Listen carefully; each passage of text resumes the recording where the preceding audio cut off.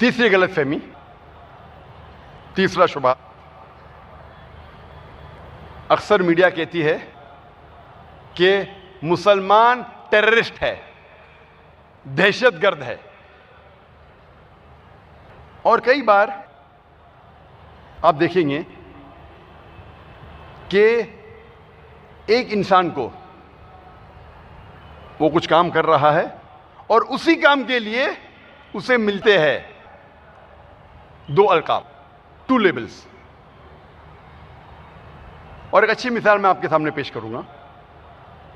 60 साल पहले, 70 साल पहले, जब हमारे देश को आज़ादी नहीं मिली थी, अंग्रेज हम पे हुकूमत करते थे, तब कई हिंदुस्तानी अपने देश की आज़ादी के लिए जिद्दोजहद कर रहे थे। इन लोगों को अंग्रेज कहते थे दहशतगर्द, टेररिस्ट। वही लोगों को हम हिंदुस्तानी कहते थे कि वो देशभक्त है, पेट्रियट है। वही इंसान, वही काम, दो अलकाब।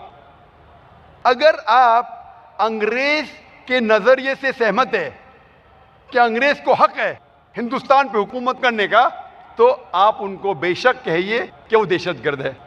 लेकिन अगर आप आम हिंदुस्तानी के नजरिए से सहमत है कि अंग्रेज हिंदुस्तान में तिजारत करने आए थे, उन्हें हम पर हुकूमत करने का कोई हक नहीं, तो हम इन लोगों को बेशक पेट्रियट कहेंगे, देशभक्त कहेंगे। वही इंसान, वही काम, दो अलकाब। अक्सर जब मैं मीडिया के सामने क्वेश्चन आंसर, सवाल जवाब का सेशन होता है मेरा, तो मीडिया अक्सर मुझसे पूछती है कि मुसलमान दहशतगर्द क्यों हैं। तो मैं उनसे पूछता हूं कि अंग्रेज की मीडिया 60 साल पहले कहती थी कि भगत सिंह दहशतगर्द है। क्या आप इस बात से सहमत है? आप इस बात को मानते? नहीं, बेशक गलत है। तो मैं कहता हूं मैं भी इस बात को नहीं मानता हूं कि भगत सिंह दहशतगर्द था। लेकिन वही अंग्रेजी मीडिया आज जब कह रही है मुसलमान दहशतगर्द है, आप क्यों उस बात को मानते? तो हंसने लगते हैं। हमने हिंदुस्तान की तारीख पढ़ी है। हिंदुस्तान की तारीख से हम जानते हैं कि भगत सिंह एक दहशतगर्द नहीं था, वो अपने देश की आजादी के लिए जिद्दोजहद कर रहा था। तो क्योंकि हम हिंदुस्तान की तारीख जानते हैं, कम से कम 99% हिंदुस्तानी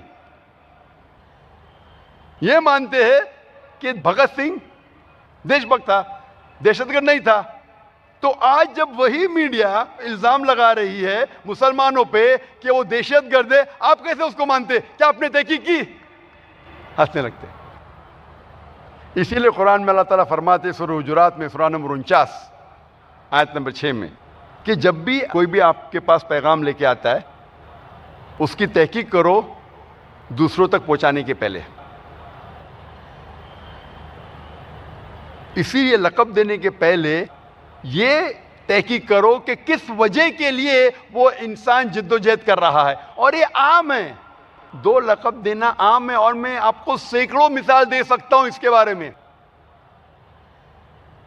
आप जब पढ़ेंगे अमेरिकन रेवोल्यूशन के बारे में, 18वीं सदी में, 1775 में, कई अमेरिकन अपनी देश की आज़ादी के लिए लड़ रहे थे। उस वक्त अंग्रेज अमेरिका पर हुकूमत कर रहे थे और उस वक्त अंग्रेज कहते थे कि दुनिया का सबसे बड़ा दहशतगर्द है जॉर्ज वॉशिंगटन। 1775 के बाद जब अमेरिका को आज़ादी मिलती है, सबसे पहला अमेरिका का प्रेसिडेंट बनता है जॉर्ज वॉशिंगटन। आप सोच सकते हैं, दुनिया का सबसे बड़ा दहशतगर्द बनता है अमेरिका का प्रेसिडेंट।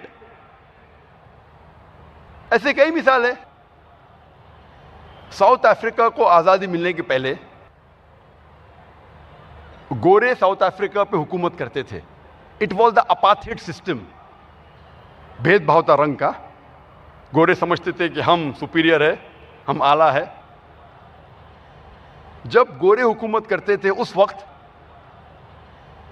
उन लोगों ने नेल्सन मंडेला को अरेस्ट किया था और रॉबिन आइलैंड में 25 साल से ज्यादा कैद में रखा।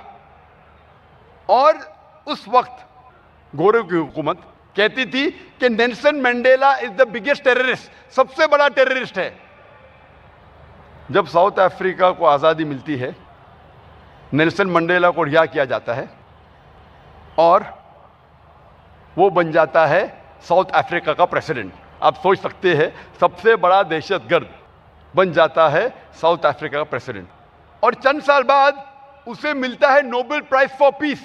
ना कि नेल्सन मंडेला खराब इंसान था और अच्छा बन गया, वही काम के लिए जिसे उसे दहशतगर्द कहा गया था, उसी काम के लिए उसे चंद साल बाद मिलता है नोबेल प्राइज फॉर पीस।